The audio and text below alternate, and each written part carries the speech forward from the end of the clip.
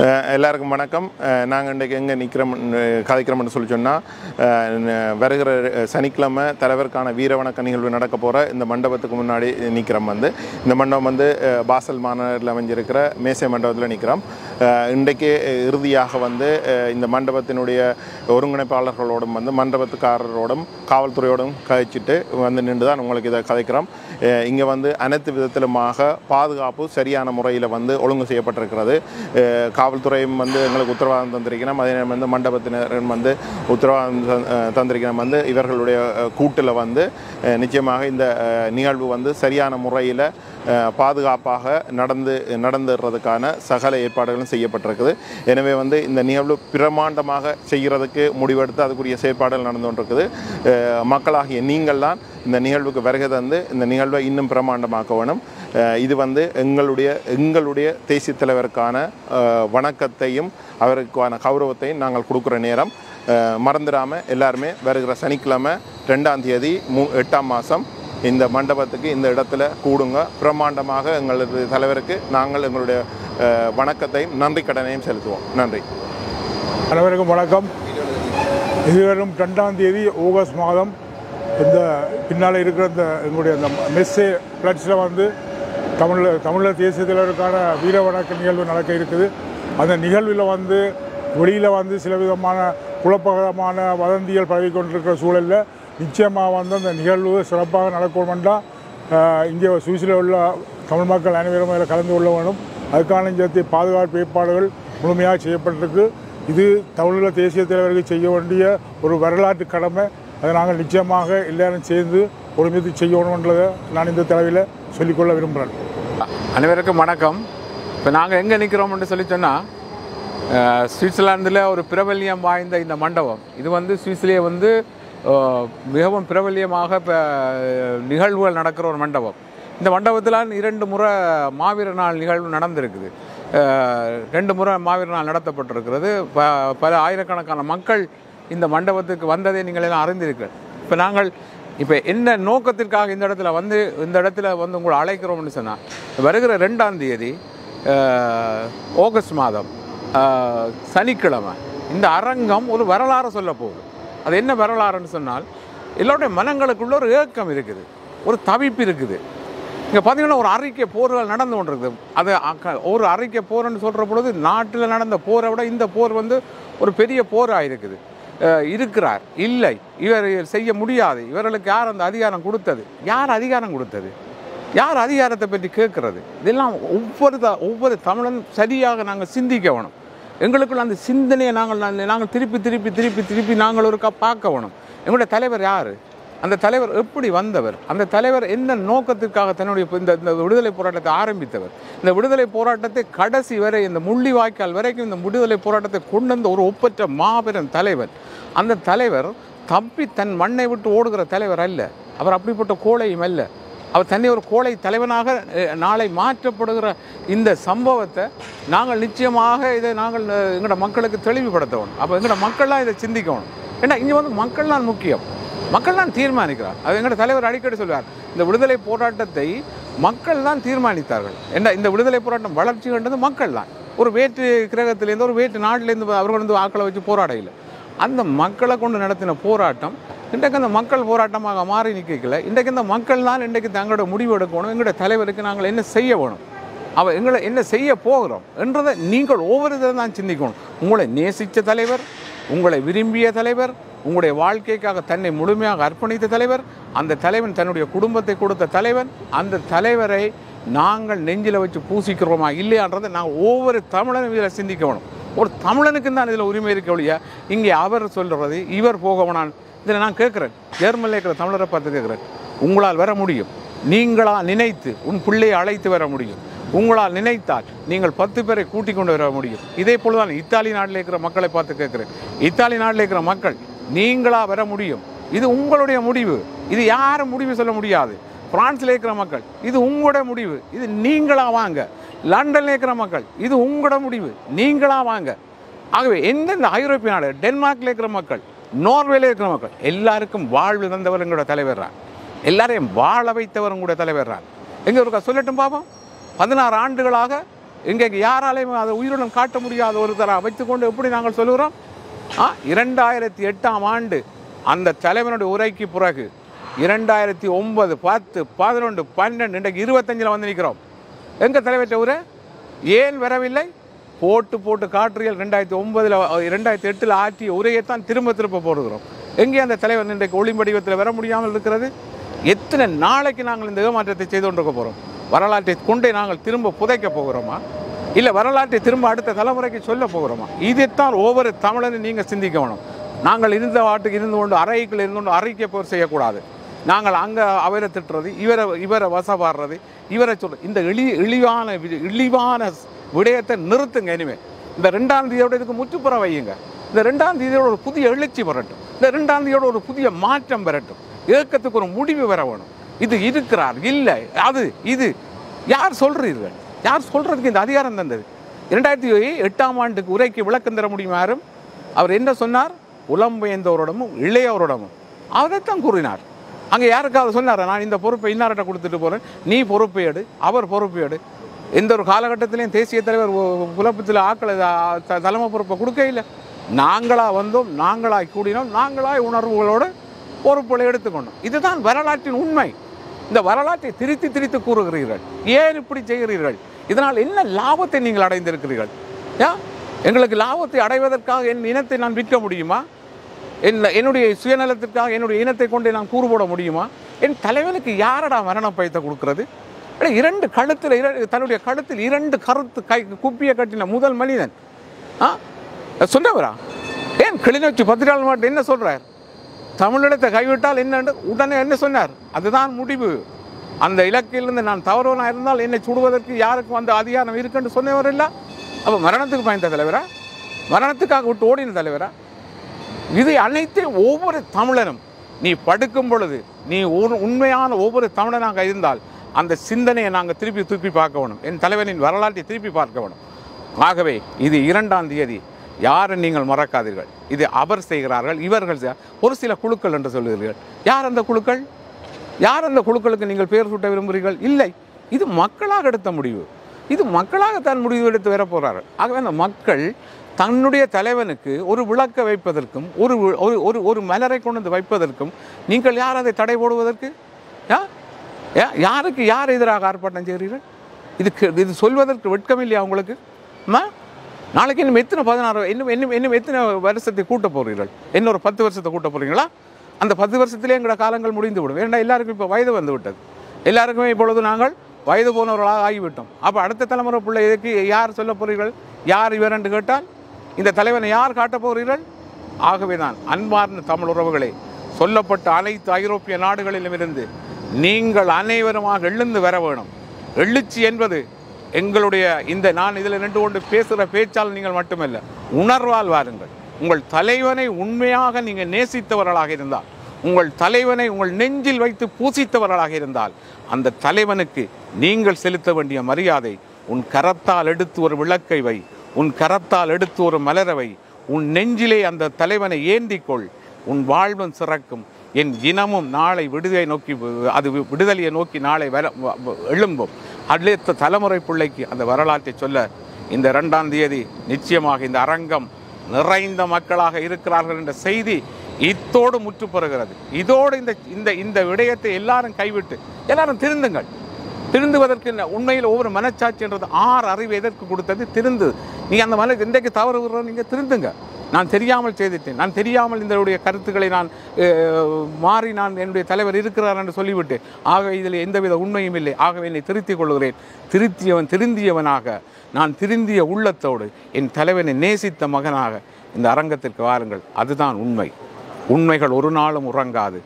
அதான் திலீபன் சொன்னது போல் என்னுடைய மரணத்தின் மூலம் நான் மேலே இருந்து இந்த மாவீரர்களோடு இருந்து அந்த மலரை தூவுவேன் என்று சொன்னாரே, அது பொழுது தலைவர் சொன்னார், நீ போ, நான் பின்னால் வருவேன் என்று.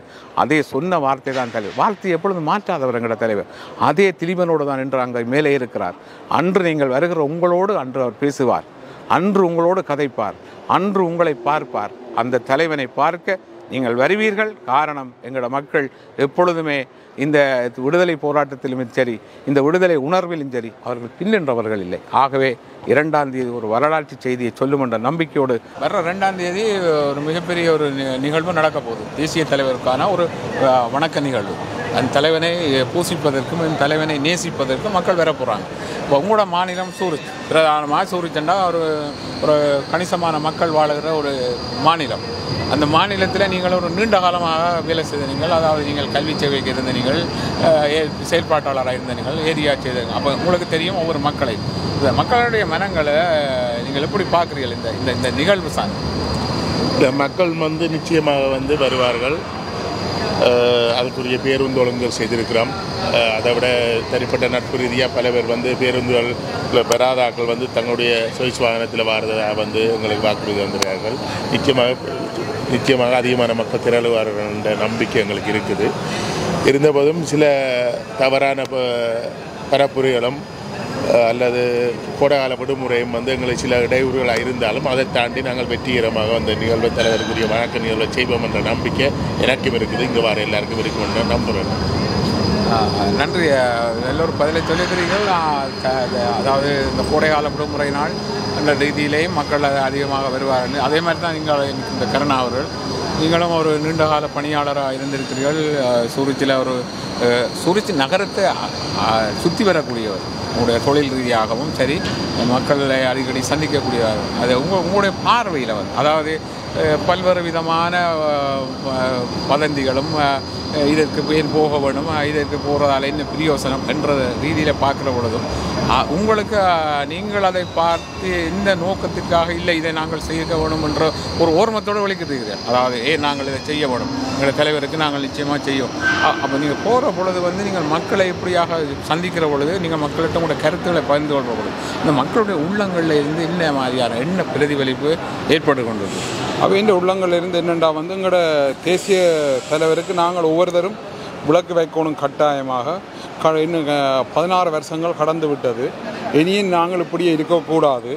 எங்களோட இனத்துக்கு ஒரு அடையாளத்தை கொடுத்த தேசிய தலைவர் நாங்கள் காலத்தை கடத்தி இன்னும் இருக்கிறார் என்று சொல்லி ஒரு பொய் பிரச்சாரங்களை சொல்லி மக்கள்கிட்ட பணங்களை வசூலித்து இன்னும் எங்களோட மக்களை ஒரு முட்டாள்தனமாக எங்களோட மக்களை வழி நடத்துகிறார்கள். அதால் நான் ஒரு தடவையும் சந்தித்து பிரசுரங்கள் கொடுக்க அவர்கள் இந்த இந்த நிகழ்வில் தாங்கள் கலந்து கொள்ளணும் என்று உழைப்பு பூர்வமாக தாங்கோ பிரசுரம் என்று சொல்லி பண்ணி கொண்டு போகிற இதுகளை பார்க்கக்கூடிய மாதிரி இருந்துச்சு. எங்களோட தேசிய தலைவருக்கு நாங்கள் ஒவ்வொரு தரம் இதில் கலந்து கொள்ளணும் என்ற வெளிப்பாட்டை இப்போ சிவன் கோயில் அடியில் வச்சு நாங்கள் பிரசுரம் கொடுத்தோம். அங்கேயும் மக்கள் ஆர்வமாக தாங்க கொண்டு பண்ணி கொண்டு போச்சினேன்.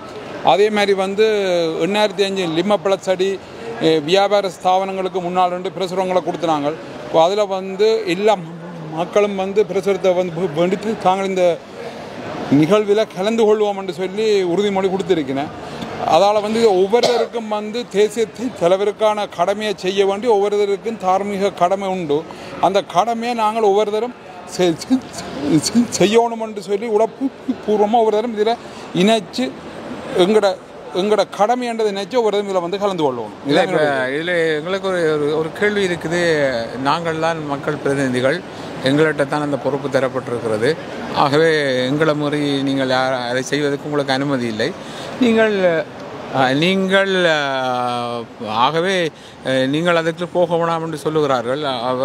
காலங்காலமாக நாங்கள் தான் அந்த எங்கள் மக்கள் பிரதிநிதிகளாக எங்கள் செயல்பாட்டை செய்து வர்ற எங்களுக்கு தான் அந்த அதிகாரங்கள் இருக்கிறது. ஆகவே இந்த அதிகாரங்கள் என்றதை வைத்துக்கொண்டு மக்களை தடுக்கிற போக வேணாம் என்று சொல்லுகிற பொழுது அதை எப்படி மக்கள் ஏற்றுக்கொள்கிறார்களா இல்லை அதை மக்கள் நிராகரிக்கிறார்களா?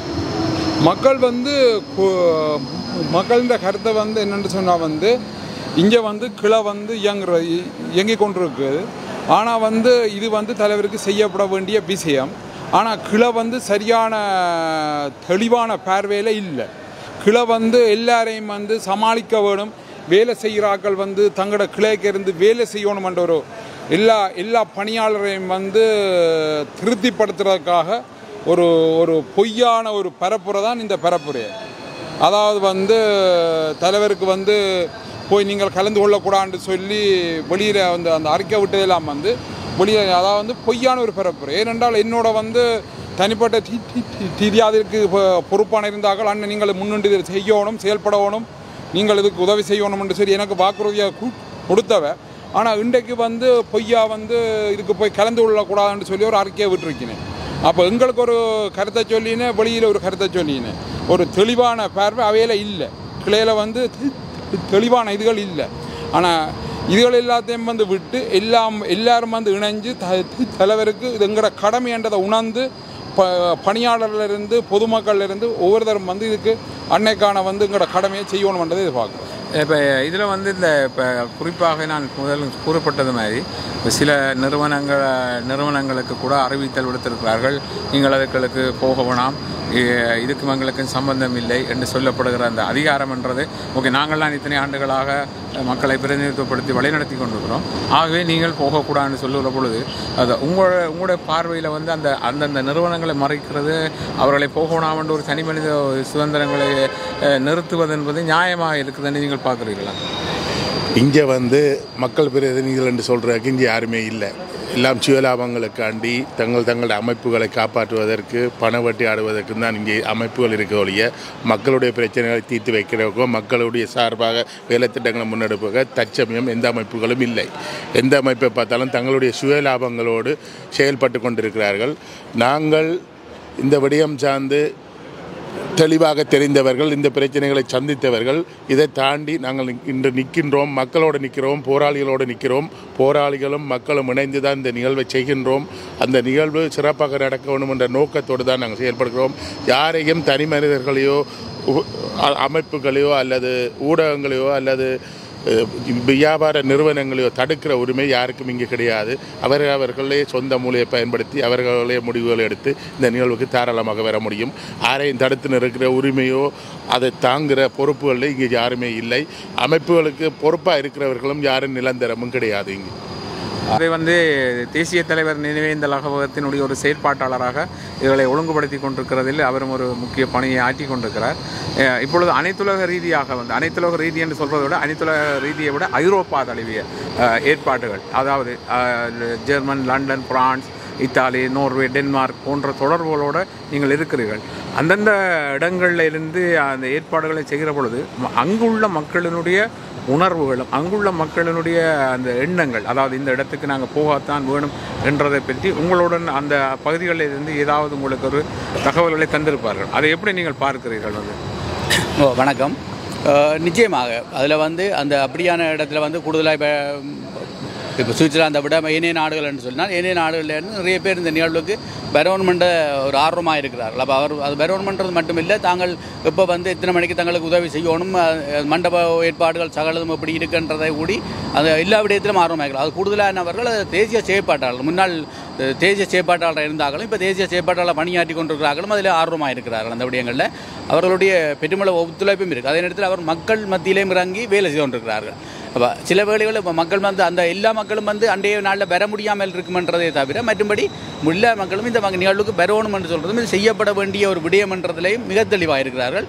அது உங்களுக்கும் தெரியும் தான், இந்த பணியில் இருக்கிறவங்களுக்கும் அப்படி தெரியும். நிச்சயமாக அது பெரும் வரவேற்பை பெற்று கொண்டிருக்குது.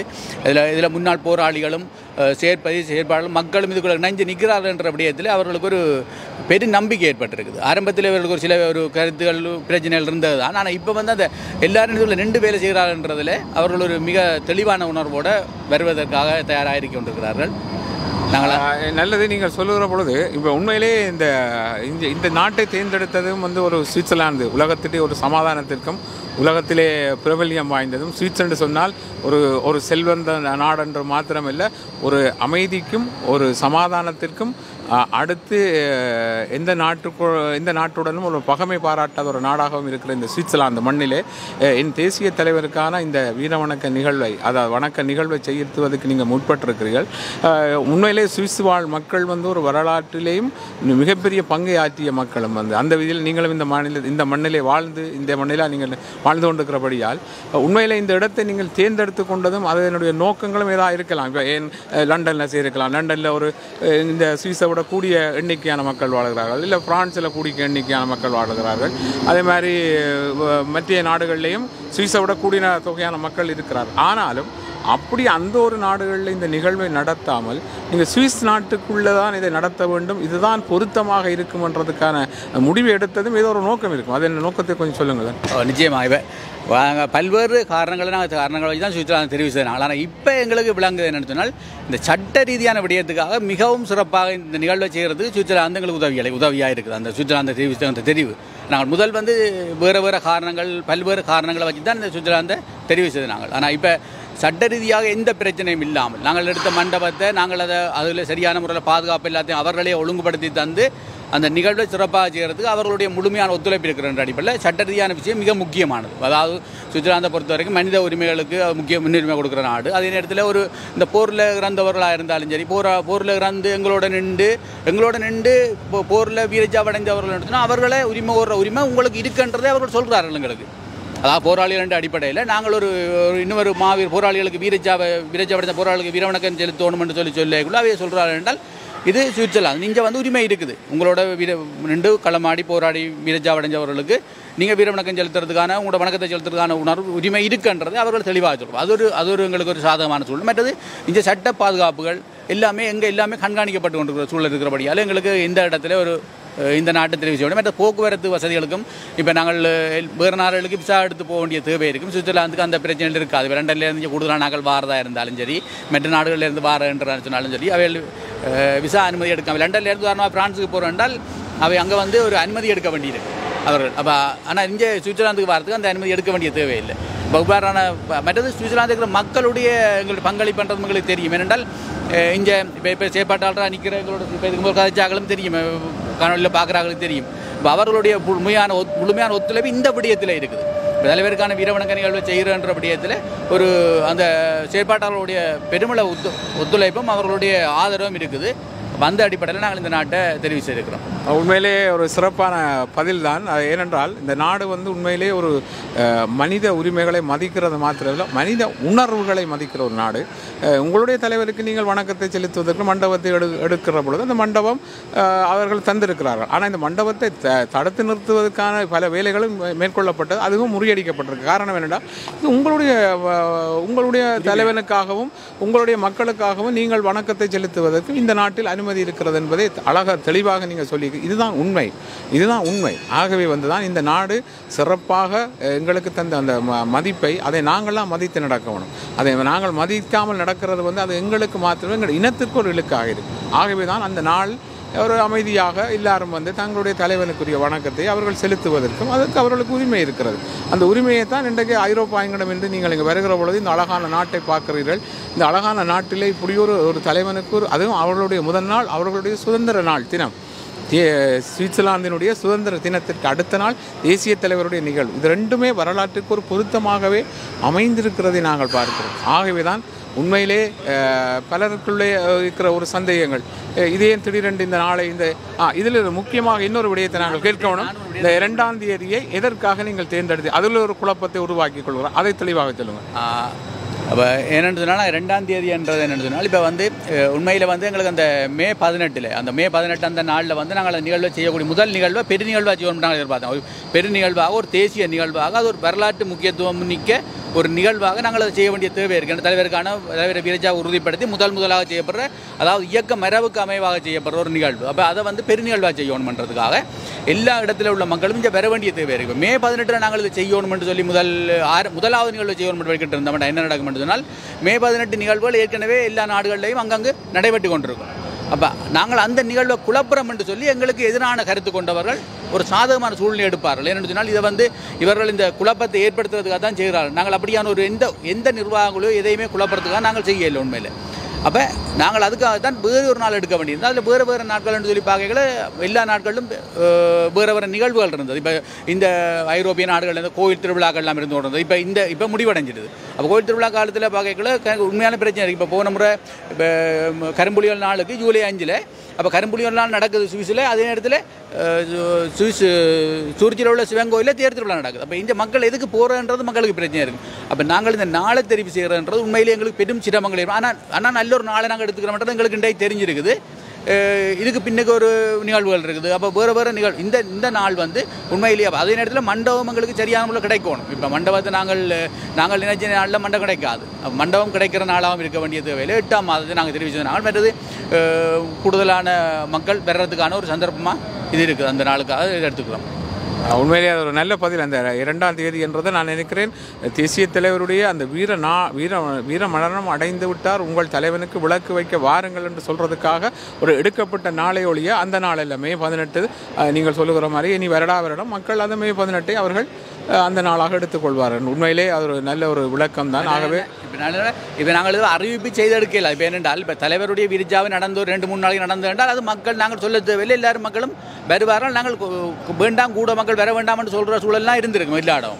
ஆனால் இங்கே வந்து நாங்கள் 16 வயதுக்கு பிறகு செய்யகளை மக்களுக்கு இந்த விடயத்தை கொண்டு போய் சேர்க்கணும் என்ற ஒரு காலவாசம் எங்களுக்கு தேவைப்பட்டது. அப்போ நாங்கள் மண்டபத்தை எடுத்து 4 மாதத்துக்கு முதலே நாங்கள் அந்த விடயத்தை வெளியில் மக்களுக்கு அறிவிச்சு இப்போ தான் அந்த முழுமையான மக்கள்கிட்ட இந்த தகவல் போய் சேர்ந்து மக்கள் இதுக்குள்ளே வர்றதுக்கான ஒரு முழுமையான சூழ்நிலை வந்திருக்குது. அப்போ நாங்கள் உடனடியாக டக்கண்டு செய்யக்கூடிய சூழ்நிலை இருக்க இல்லை. அப்படி செய்திருந்த மாதிரி இருந்தால் அது இந்த நிகழ்வு அவ்வளவு பேரெழுச்சியாக இருந்திருக்காது.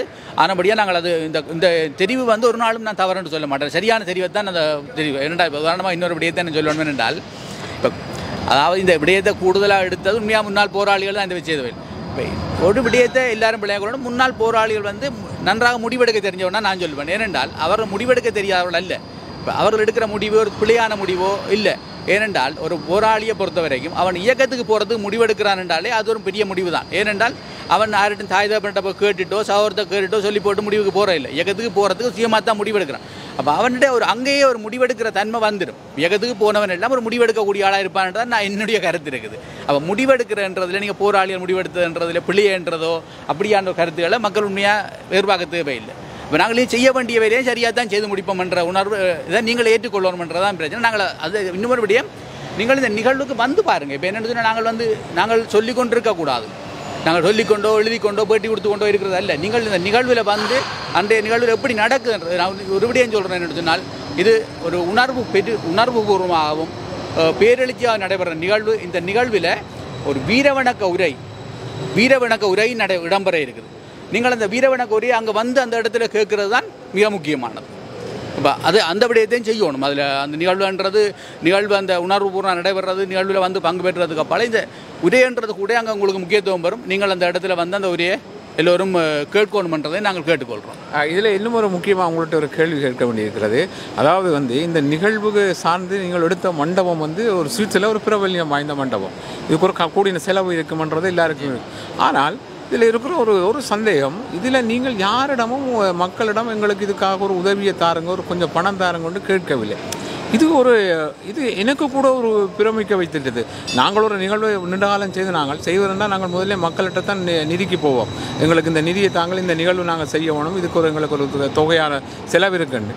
ஆனால் இது ஒரு துணிச்சல், அது போராளி என்ற துணிச்சலான். இது இளப்பிள்ளை பிரபாகரன் அவர் வளர்த்த பிள்ளைகள் என்று சொல்லும் பொழுது அதுக்கென்று ஒரு தனி ஒரு இது இருக்கும். ஆனால் நீங்கள் அதை எப்படி நீங்கள் இந்த துணிச்சலோடு இந்த யாரிடமும் எந்த ஒரு பணத்தையும் பெற்றுக்கொள்ளாமல் நாங்களே இதை செய்து முடிப்போம் வெளியிட்டதுக்கு நோக்கம் எந்த துணிவோடு அதை வெளியிட்டீங்க? நாங்கள் இந்த நிகழ்வை வந்து 2 வருஷத்துக்கு முதல் இந்த நிகழ்வு சம்பந்தமாக கதைக்கப்படுகின்ற பொழுது நிகழ்வு செய்யப்படுகின்ற பொழுது இந்த காசு வந்து வெளியில் வேண்டக்கூடாது ஒரு விடயத்தை சொன்னாங்க. ஏன்னு சொன்னால் ஏற்கனவே இன்றைக்கு இருக்கிற மக்கள் வந்து இன்றைக்கு 16 வருஷத்துக்கும் இன்றைக்கு இந்த நிகழ்வு கூட பல மக்கள் சில கதைகளை சொல்லுவார்கள் என்று சொன்னால் நாங்கள் எல்லாம் ஏற்றுக்கொள்கிறோம். ஆனால் எங்களுக்கு இதுக்குள்ளேயும் பெற விருப்பம் இல்லை என்று சில சொல்கிறவர்களும் இருக்கிறார்கள். ஏன் சொல்கிறேன் என்றால் அது இந்த 16 வருஷமாக நடத்தப்பட்ட மக்கள் ஏமாற்றப்பட்ட சூழ்நிலை தான். அது மக்களில் பிழையே இல்லை. அது இந்த நிர்வாகங்கள் ஒவ்வொரு தரம் வந்து காசுகளை வேண்டது பாராக பொய்யான காரணங்களை சொல்லி காசை வேண்டி இப்படி ஏமாற்றப்பட்ட சூழ்நிலையில் தான் அவர்கள் அந்த விதக்தியில் தான் சொல்கிறார்களே தவிர தலைவர் மீதோ அந்த விடுதலை போராட்டம் மீதோ அவர்களுக்கு எந்த ஒரு விருப்பம் இல்லை. அப்போ இதுதான் ஒரு பிரச்சனையான விஷயம். அப்போ நாங்கள் இந்த இடத்துல நாங்கள் இது காசு வேண்டணும்னு சொல்லி ஒரு விடயத்துக்கு போயிருப்பமாக இருந்தால் எங்களுடைய நிகழ்வையும் அப்படித்தான் நாங்களும் இதுக்காக தான் வந்திருக்கிறோம் தான் எதிர்பார்ப்பாங்க. இன்றைக்கு வரைக்கும் அப்படி ஒரு சில கருத்துகளும் இருக்குது. ஏனென்றால் நாங்கள் ஆறுன்றது 2ஆம் மாதம் அந்த 8ஆம் மாதம் 2ஆம் நடக்கிற நிகழ்வுனூடாக தான் மக்கள் அறிஞ்சு கொள்ளக்கூடியா இருக்கும். ஏனென்றால் நாங்கள் இதில் எப்படி செய்கிறோம்ன்றதையும் நாங்கள் என்னென்ன சரியாக செய்கிறோம்ன்றதையும் மக்கள் அதை புரிஞ்சு கொள்வார்கள். அப்போ அடுத்து அது ஒரு முக்கியமான விஷயத்தால் நாங்கள் காசை வேண்டக்கூடாதுன்னு நினச்சினாங்க. மற்ற மக்கள்கிட்ட போய் காசை கேட்குறது இந்த பிரச்சனை தான். இந்த இது வேறு குறிப்பிடக்கூடிய இப்போ காசுன்ற விடயத்தில் இதுதான் பிரதானமான விடயம். இதுதான் முக்கியமாக இன்னொரு விடயத்தை நாங்கள் மக்களுக்கு தெளிவுபடுத்த வேண்டியது இருக்கு. என்னென்றால் இப்போ செய்தி ஊடகங்கள் இந்த சில இடங்களில் வந்து இந்த நிகழ்வு சம்பந்தமாக ஒரு எதிர்த்தரப்புகள் சில விடயங்களை சொல்லிக் கொண்டிருக்காங்க. என்னென்னு சொன்னால் இந்த நிகழ்வை செய்கிறதனூடாக இந்த நிகழ்வு செய்யப்படுறதனூடாக விடுதலை புலிகள் இயக்கத்தை இந்த சுவிட்சர்லாந்து நாட்டில் தடை செய்வார்கள் அப்படியான ஒரு கருத்துக்களை உருவாக்கி கொண்டிருக்காங்க. இது ஒரு மிக தவறான ஒரு மிகைப்படுத்தப்பட்ட ஒரு தகவல். இப்போ உண்மையில் வந்து இது வந்து ஒரு தலைவருக்கான வீரவணக்க நிகழ்வு. எங்களுக்கு தலைமை தாங்கி இருந்த எங்கள் தலைவருடைய வீரச்சாவை உறுதிப்படுத்தி நாங்கள் அவருக்கு வீரவணக்கம் செலுத்துகிற நிகழ்வே தவிர இதில் எந்த ஒரு வேறு ஒரு காரணங்களும் இதில் இல்லை. அப்போ இதுக்கு முதல் இந்த ஏமாற்றுகள் இப்போ நிதி சம்பந்தமாக போலியான ஆக்கள் எல்லாம் கொண்டு வந்து நிதி சேகரிப்புகள் இப்படியான செயற்பாடு செய்கின்ற பொழுது இருந்த சூழ்நிலை இப்பொழுது இல்லை. இப்போ இது அந்த செயற்பாடுகளுக்கு எல்லாம் ஒரு முடிவை கொண்டு வரக்கூடிய சூழல் இருக்குது. அப்போ இந்த அந்த மோசடி சில ஈடுபடுறவர்களும் இந்த வீரவணக்க நிகழ்வில் செய்யப்படுறதனூடாக தங்களோட பொறுப்பு நிலைகளுக்கு ஏற்படக்கூடிய பாதிப்புகள் என்று சொல்லி எதிர்பார்க்கிறவர்கள் இப்படியான கருத்துக்களை சொல்லிக் கொண்டிருக்கிறார்களே விட உண்மையில் இந்த விடயத்தில் எந்தவித உண்மையும் இல்லை என்று மக்கள் விளங்கிக் கொள்ளணும். அதுக்கான இன்றைக்கு இந்த நிகழ்வுக்கு முழுமையான பாதுகாப்பை தரப்போகிறது சுவிட்சர்லாந்து காவல்துறை தான். அப்போ அவர்கள் அதை தர்றதுக்கான காரணம் வந்து தடை செய்கிறன்றது இல்லை. அப்போ தவறான ஒரு புரிதலை ஏற்படுத்தி இருக்குது. அந்த புரிதலை மக்கள் தெளிவாக விளங்கிக் கொள்ளணுன்றதுக்காக இந்த ஒரு சிறு தகவலை சொல்கிறேன். நன்றி. சுவிட்சர்லாந்துல வீடு வாங்க போறீங்க, இல்ல ஆல்ரெடி உங்களுக்கு அங்க வீடு இருக்குன்னா இந்த வீடியோ உங்களுக்காக தான். ஸோ ஸ்கிப் பண்ணாம ஃபுல்லா பாருங்க. ஒரு மனிதனுக்கு வீடு அப்படிங்கிறது ரொம்பவே அத்தியாவசிய தேவை. அத்தியாவசிய தேவைகள்ல முக்கியமான பங்கு வகிக்கிறதே இந்த வீடு தான். ஸோ அப்படி வீடு வாங்குறது விற்கிறது இது சம்பந்தமா உங்களுக்கு இருக்கிற நிறைய ப்ராப்ளத்துக்கு சொல்யூஷன் தர ஒரே இடம் தான் உங்கள் செல்வாசக். Your future our vision. இப்போ சுவிட்சர்லாந்துல வீட்டோட வட்டி விகிதத்துல வந்து நல்ல மாற்றம் வந்திருக்கு, நிறைய குறைஞ்சிருக்கு. ஸோ நீங்க ஏதாவது அக்ரிமெண்ட் போட்டு வச்சிருக்கீங்கன்னா இப்பவே அதை ரெனிவல் பண்ணி மாற்றி வச்சுக்கிட்டீங்கன்னா உங்களுக்கு நிறைய ப்ராஃபிட்ஸ் இருக்கும். ஸோ இது சம்பந்தமா உங்களுக்கு ஏதாவது அப்டேட்ஸ் வேணும், இந்த மாற்றத்துல உங்களுக்கு ஏதாவது டவுட் இருக்கு அப்படின்னா மறக்காம ஸ்கிரீன்ல தெரிய நம்பருக்கு கால் பண்ணுங்க. சுவிட்சர்லாந்துல நீங்க வீடு வாங்கணும் இல்ல வீடு விற்கணும் அந்த மாதிரி ஏதாவது உங்களுக்கு தேவைகள் இருந்தா மறக்காம எங்களை காண்டாக்ட் பண்ணுங்க. உங்களோட எல்லா தேவைகளையும் உங்க ஃபேமிலியில ஒரு மெம்பரா இருந்து நாங்க பார்த்து பண்ணி கொடுப்போம். இது உங்கள் செல்வாசக். இச்செய்திகளுக்கு பிரதான அனுசரணை செல்வாசோக் இமோபிலியன், சுவிஸ் நாட்டில் முன்னணி நிறுவனம். தொடர்புகளுக்கு 07951464428. வீடு வாங்க, வீடு கட்ட, வீடு திருத்த மற்றும் வீட்டுக்கடன். Your future our vision. இது போன்ற மேலும் பல முக்கிய சுவாரஸ்யமான செய்திகளை அறிந்து கொள்ள லங்காஃபோ யூடியூப் சேனலை சப்ஸ்கிரைப் பண்ணுங்கள். எமது செய்திகள் உடனடியாக கிடைக்க பெல் பட்டனை அழுத்துங்கள். அத்தோடு எமது செய்திகளை மற்றவர்களும் பார்வையிட ஷேர் செய்யுங்கள். நன்றி.